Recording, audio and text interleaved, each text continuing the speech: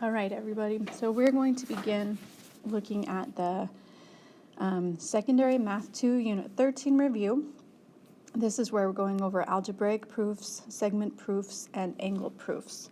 On Canvas, there is a link to this document, these pages, so you can download that and print it off if you want a new copy, or if you were absent or something like that. And it also has the notes page of all of the notes that you'll get to use on your proofs, where it basically explains all of the properties, theorems, definitions that you can use. Okay, so the idea here is that you have already attempted this as much as you can, and now you're looking here to make sure that it's correct or to help you over any parts where you're stuck. The best way to use this would be to pause right now, attempt what you can, and work until you get stuck. Then when you get stuck, turn the video back on and maybe fast forward to the place where I'm going over that so that you can move through that next topic, and then pause again and see what you can do on your own. Okay, the test is going to be on your own, so it's not a test asking you to write down what I'm writing. It's a test asking you to figure out and understand the content. So the video is to be a guide to help you do that. All right, so I'm going to start with number 1.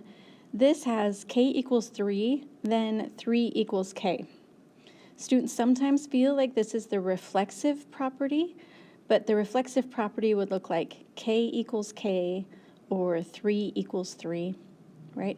Symmetric property, what it does is it just reverses it. So if we said that a equals 5, then we could also write that as 5 equals a, right? So all it does is rearrange these things. It swaps places.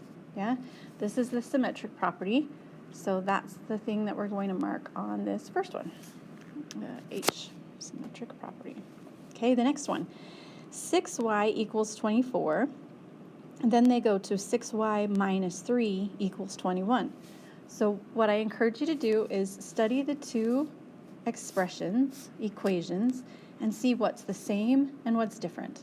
So they both have 6y, but then things get different. There's this minus 3 over here.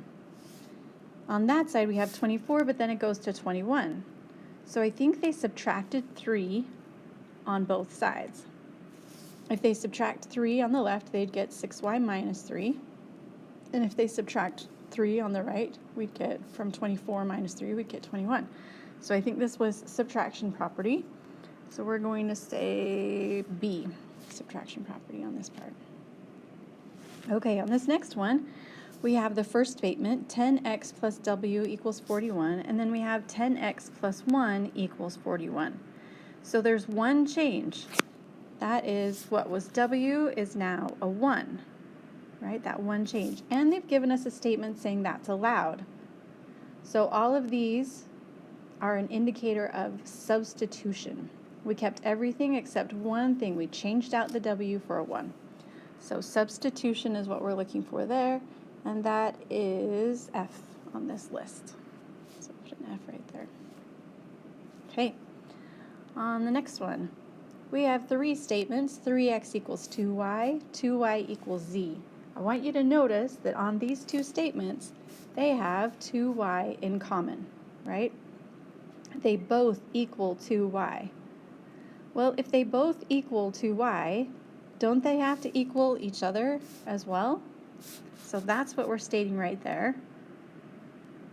This property, it looks a lot like substitution, but because we have those equations where something is equal to itself, this is the transitive property. So let's take a look. What I would recommend that you do if you're not familiar with transitive property is pause right here, take a look at the note page that I gave you regarding the postulates and everything. So here's transitive property, right? If A equals B and B equals C, so see how they've got the duplicate B's, then A equals C. They do the same thing for segments and then for angles, right? So when you have something, and then also for congruency statements, see how the CD is a match, so they go to the EF, right? A, B, B, C. The B's are a match, so they use A and C. Okay, that's how the transitive property works. All right, let's see. I don't need to go back to that actually. This should do it. Okay, finally, we have this statement which says m equals -2, and then we go to 8m equals -16. So both sides experienced a change. The left side went from m to 8m. The right side went from -2 to -16. So what they did is they multiplied both sides of the equation by 8. They multiplied by 8. So this property is multiplication. All right, I hope that one okay. Number 6 is actually quite easy. It's just a matter of writing down what we already know. So what you're going to do is we're going to start with exactly what they gave us. We write that down, and that's given. So in this proof, they've given us all of the statements. We just have to come up with the reasons. What I recommend that you do is think to yourself, if I were solving this equation, if I were given this, what next step would I take to solve it? And you're probably thinking to yourself that you would distribute, right? And that is what they did. So the reason that we're going to give is distributive property. They distributed in order to go from that statement to the next one. Okay, so now we're saying, if you were at this place, what might you do next? And the thing they're choosing to do is take care of those like terms that are on the same side of the equal sign. So they have a -7x and a +4x. They combined those to get -3x. And they did no change on the right side of the equation. The -14 stayed exactly as it was. It was just this. So I cannot say that they use the addition property, because that would be adding something to both sides of the equation, nor subtraction, same thing. But I am going to say that they combined like terms, or I could say that they simplified. Either one of those is fine. Excuse me. All right, if we were at this step and moving forward to solve this equation, what might we do next? Well, what they chose to do is move this 12x. You see on this equation we have just -24 on the right-hand side. So they subtracted 12x from both sides, and that gave them -15x. So this was the subtraction property.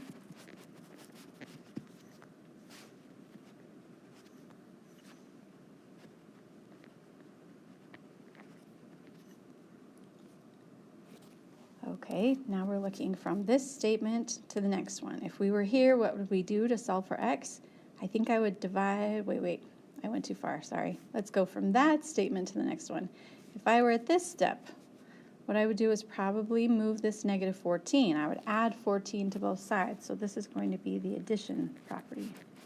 Sorry about that, I was getting ahead of myself.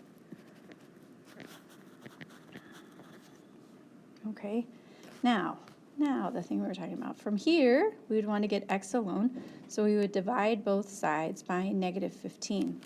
And they end up with that fraction, so they finish it off with division property. Let me just remind you that the whole reason of why we're doing this, algebraic proofs, because honestly, you know how to do this, or you should know how to do this by now. We're using this as a guide to help us build proofs. Okay, so I don't expect that from now on you're going to build your proofs by writing out what you're doing. All that we're doing is saying you already know how to solve equations. We're just going to show you how proofs work with that. Okay, all right, let's try this next one. It is our job to do the entire proof. So they gave us something and they want us to prove something. So we're going to start by writing down the statement that they gave us. And we call that reason given. I'm going to put lines here. You don't have to, but I just want to be able to see what step I'm at. If I were solving this one, what I would probably do is get rid of the denominator. I'd multiply this whole thing by 2, then those would cancel out. But I would also have to multiply this side by 2. Okay, so my new equation is going to be 5y minus 1 equals 14, and I got there by multiplying.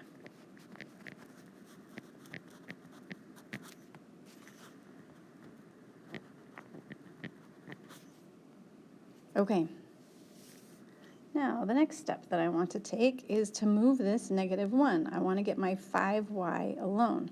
So I'm going to add 1. I'm going to do the opposite of what it shows. I'm going to add 1 to both sides, and that's the addition property. Right? All of this should feel quite familiar.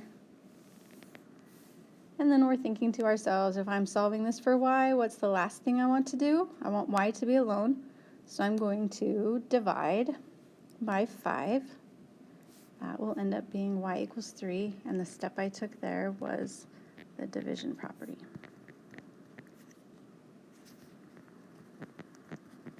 Okay, and that's what they wanted us to prove, so we got it. Okay, that's the first page. Like I say, that's using algebra, which you're already pretty familiar with, to just write down step by step why we're doing what we're doing. Okay, so this is sort of like writing proofs with training wheels on. They're helping guide us along. Okay, so now we're moving to something that's a little less familiar to us. Segments are something that are kind of new. So we're now looking to say what rule allows us to use this information like this. So they start with segment FG is congruent to segment HI, and segment HI is congruent to segment JK.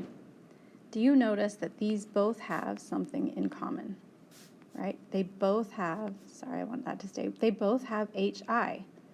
We talked about this before with the transitive property. If they both equal the same thing, then the other parts have to equal each other, and that's the conclusion they came up with here. This is the transitive property, and we could say of congruence. I'm just going to say transitive property. We got it right there. Okay, right here we have y is the midpoint, that means in the middle, of xz. If that's the case, then xy equals yz. Well, here's the key word. As we're looking amongst our list of definitions and properties and theorems, do you see one that refers to midpoint? That's the one we're going to use. We want definition of midpoint.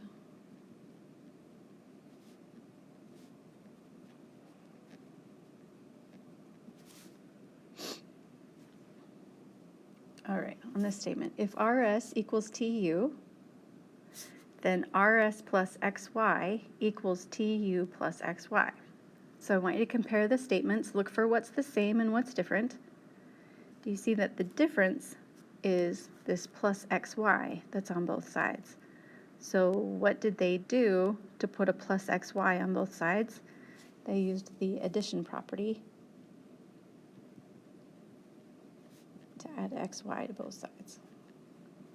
We don't know why they did that. Doesn't seem helpful to me, but they must have had their reasons. Okay. If K is between J and L, then JK plus KL equals JL. It would have been nice maybe if they had stated that these 3 points were collinear, but what this is using is our segment addition postulate. Okay, so let me draw you a picture of what this could look like. Here's J, here's K, here's L. They're saying JK plus KL equals JL, the whole thing, okay? So segment addition postulate is quite intuitive. It makes sense to what we already know. It's just sort of the name of it, I think. Segment addition postulate is kind of unique that we've got to wrap our minds around. Okay, and then we're headed down to this one. It says, if segment UV is, sorry, my brain just went blank, congruent to segment UV, then length UV equals length UV. This feels like reflexive because it's same thing to same thing, but they did write two statements and they have a slight difference there, and also the line across the top. To go from congruent to equals, that is the definition of congruence. And we could go the other way too. We could go from equals to congruency. Definition of congruency. We could say segment congruency if we want, or I'm okay with just definition of congruency. Okay, let's move to the proof. All right, so given that AB is, my brain again, congruent, gosh, to segment CD. Okay, so I'm going to make a little mark here. AP is congruent to CD. And they're also saying that segment BD is congruent to segment DE. So I'll make a second mark. BD and DE are congruent. What they want us to prove is that AD is congruent to CE, the whole thing. And that makes sense. If the short parts, if this part and this part are congruent and the other parts are congruent, then the full lengths would be congruent, right? I think we can do this. Okay. And they filled this in for us. They gave us some information, so that's going to be super useful. So they started by writing everything that was given, and they said given. Okay. Now we're going to take this statement and we're going to use the definition of congruence to decide what goes next. So if you haven't already paused and attempted this on your own, this is a great place to pause and see if you can figure out what the statement should be on number 2. Using definition of congruence, how do we change those congruency statements to equal statements, right?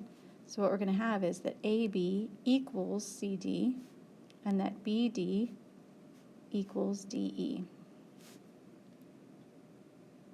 Okay, no big change there, just a slight change in notation. Now what they did is said that AB plus BD equals AD. And that sort of doesn't feel like it comes from anywhere of what we've got up above, but look at the picture.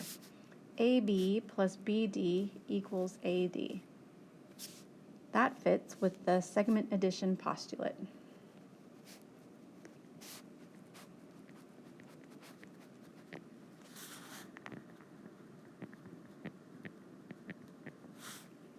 Tried to squeeze postulate in there. Okay. Now in the next statement, they've got this. Let's see if it fits the segment addition postulate.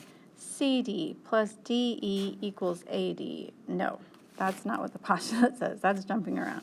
So we got to look for something else. They switched out the CD, or let's see, from this statement to our new one, they swapped out the CD, the AB, with CD.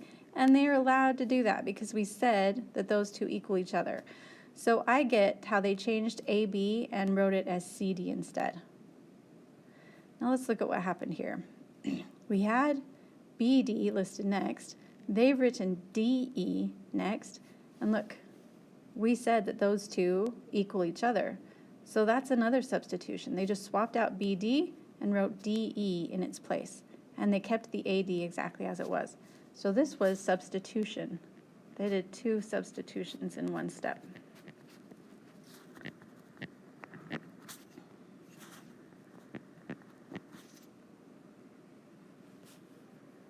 Okay, number 5, they want us to use the segment addition postulate. Well, they used the segment addition postulate earlier with that segment, so I think we should use this one, right? So what we want to do is say this part plus this part equals the whole thing. Okay, so do you see how to write that? I encourage you to pause and write that on your own. CD plus DE equals CE.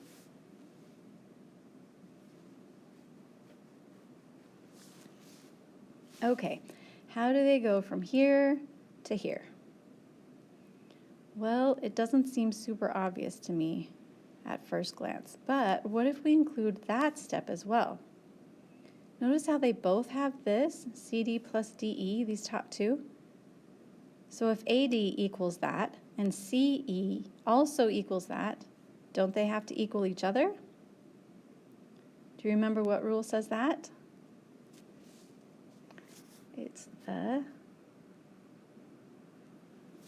where is my mind going? Transitive property. Goodness. I've usually got it.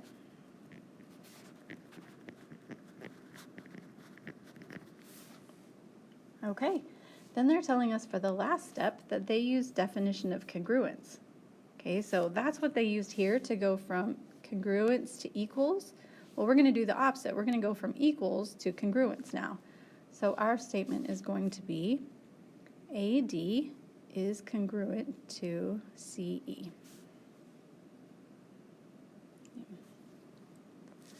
All right, last proof. Now this one we've got to do all on our own. They didn't give us any hints here, so let's see. B is the midpoint of AC. So there's AC, B is in the middle. That's telling me that that length and that length are the same, congruent. They're also telling us that AB is congruent to CD. So those two lengths are the same. So I'm going to put another congruent mark right there, telling me that those are congruent. What they want us to prove is that C is the midpoint of BD. So there's BD, there's C in the middle. Do we agree that that's in the middle of those 2 points? Yeah, those points are both congruent. So we have essentially 3 congruent little segments there together. Okay, when writing the proof, we're going to start by writing exactly what they gave us. So we're going to say B is the midpoint of segment AC.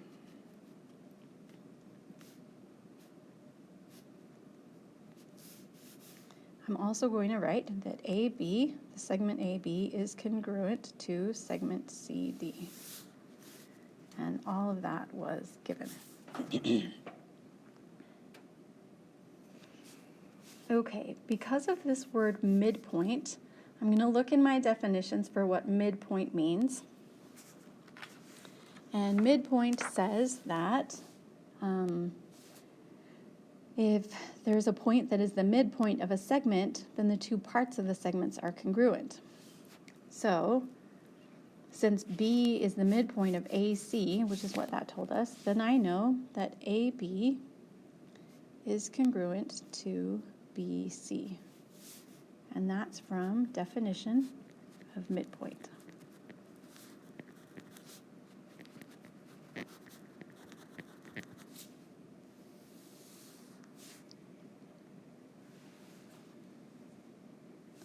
Our goal is to prove that C is the midpoint of segment BD.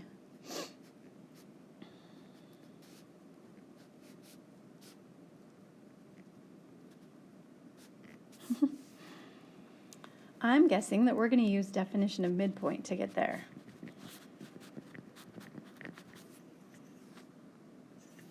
If I were going backwards from definition of midpoint, if I started with C is the midpoint of this, I would want to say that BC equals CD, or that they're congruent. So I think that's the step that I want to get just before this one. So I'm sort of working backwards, huh? I would like for it to say that BC is congruent to CD, and then I can take one more step to say that C is the midpoint, right? Do I have information up above that lets me say that? Well, I have that BC equals AB. If I swap this out for AB, it's not going to help, actually. But look at this. They did say that these two are equal, and that these two are equal, and see that they both have AB in common. So if they both equal AB, then they have to equal each other or be congruent to each other. So you could use a substitution property here or transitive. I feel like it's a great fit with the transitive property, but I would give you credit either way because these two equations both equal AB, so if they equal the same thing, then these other parts have to be equal to each other. That's how the transitive property works. Okay, that was our segments page. We've got one more. This is the angles page, and unfortunately I didn't make the change to this before I printed it over, so I'm sorry about that, but there's a typo right here. What it should say is that the measure of angle JKM plus the measure of angle MKL equals the measure of angle JKL.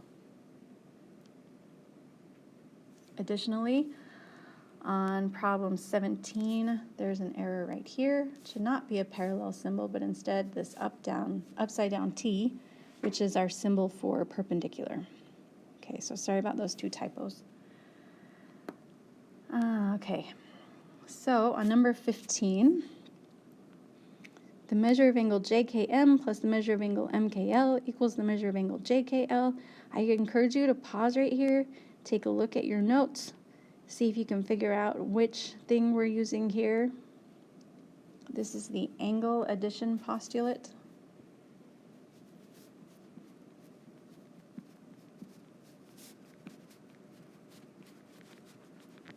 Maybe a smaller pen would be to my advantage. I'm going to try that. The next one, if angle A is a right angle, notice they're only talking about one angle, then the measure has to be 90. So this isn't complementary stuff. This is just definition of right angle.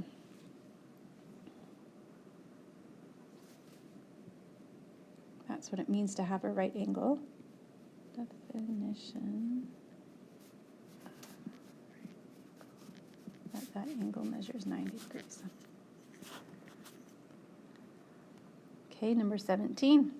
Given M and lines L and M, if line L is perpendicular to line M, then angle 1 is a right angle. This is definition of perpendicular lines.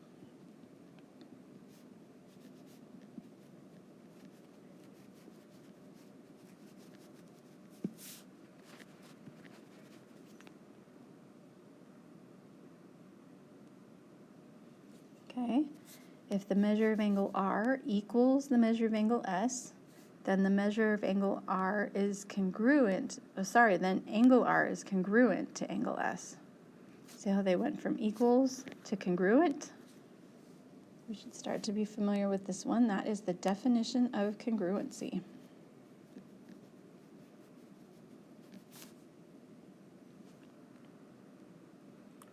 And 19. If angle L is complementary to angle M, and angle N is complementary to angle M, I want you to notice that in these two complementary statements, there is a common angle. They both talked about angle M. Therefore, they're concluding that angle L is congruent to angle N. Okay, this is the congruent complements theorem.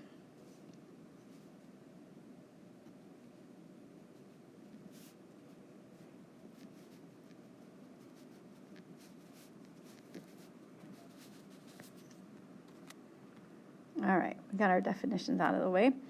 They've given us the statements for the proof. It's our job to list the reasons. Let's take a look at this and see if we agree with what they're saying, incidentally. They're saying that ray KM bisects angle JKL. That means it cuts it exactly in half, so those two parts are the same. They want us to prove that the measure of MKL is half of JKL. I think we can do it. I think that's true. So I'm going to start by saying given. They gave us that first piece. Now they've gone ahead and said that those two angles equal each other. And the way that they were able to do that is by using the definition of angle bisector. Or we probably could just say bisector.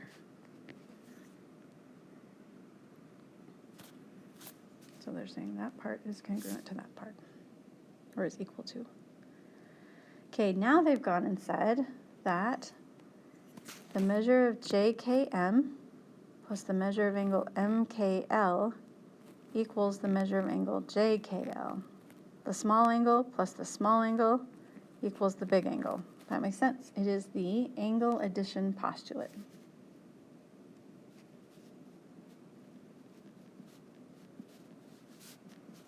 Again, I encourage you to pause, try the next part on your own. When you get stuck, turn the video back on, fast forward if you can, right? So you're looking at this statement and then this statement to see what's the same, what's different. I think the differences are right here, and I think this rule allows them to make that change, right? So this is substitution.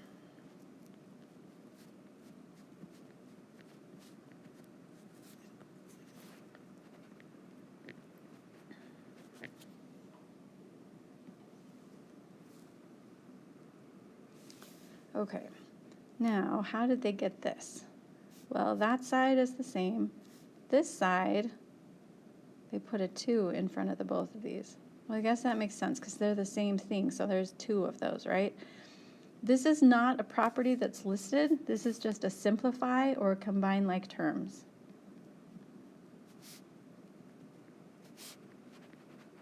And they just changed one side of the equation like that. That's one thing we can use. Okay, right here, right here, they've gotten rid of the 2, and they've added a 1/2, put a 1/2 in there, not added necessarily. If they added, it would have both sides being 1/2. What would make the 2 go away and a 1/2 show up? This is the division property. They divided both sides of the equation by 2, and that helped them land exactly on the proof that they wanted. They got there. Okay, last one. Given that angles 1 and 2 are complementary, that means if I add those two angles together, they equal 90, and that angle 1 is congruent to angle 4. Those two have the same measure. So all of that was given. Now they want us to conclude that angles 3 and 4 are complementary. Okay, so they said 1 and 2 were complementary, and 1 and 4 are congruent. Isn't it true that 2 and 3 are congruent since they're vertical angles? So I think we'll be able to make this statement, right? Okay, let's give this a try. So we're going to start by writing down everything they said in given. Angle 1 and angle 2 are complementary.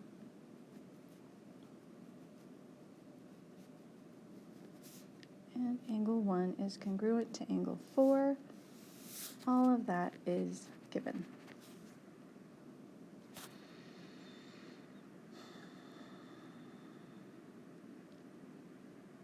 I think I'm just going to jump right to this thing that we talked about here, which is that these two angles are congruent to each other because they're vertical angles. Right? So I'm going to say angle 2 is congruent to angle 3 because of the vertical angle theorem. Oops, I didn't want the S there. Angle theorem. Okay.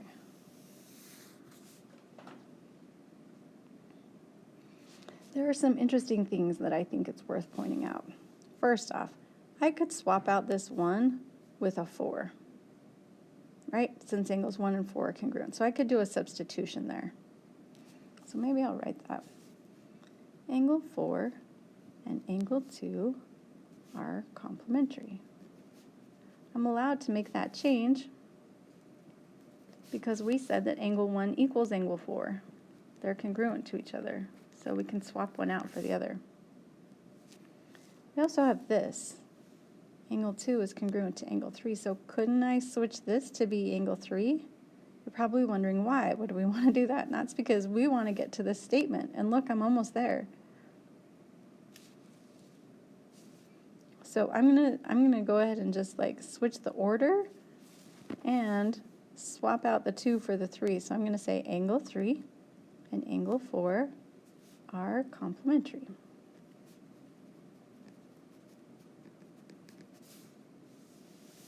And I was allowed that.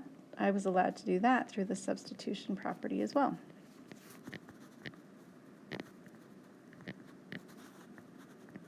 In fact, I could have done it in one step. Okay, so that's it for the review. It's important that you know how to do this stuff, not just that you know how to write down what I'm writing down, because I'm not going to be writing down the information for you on the test. So please make sure that you understand some of these rules, that it's starting to seem familiar, and good luck. We'll just give it our best, okay? Okay.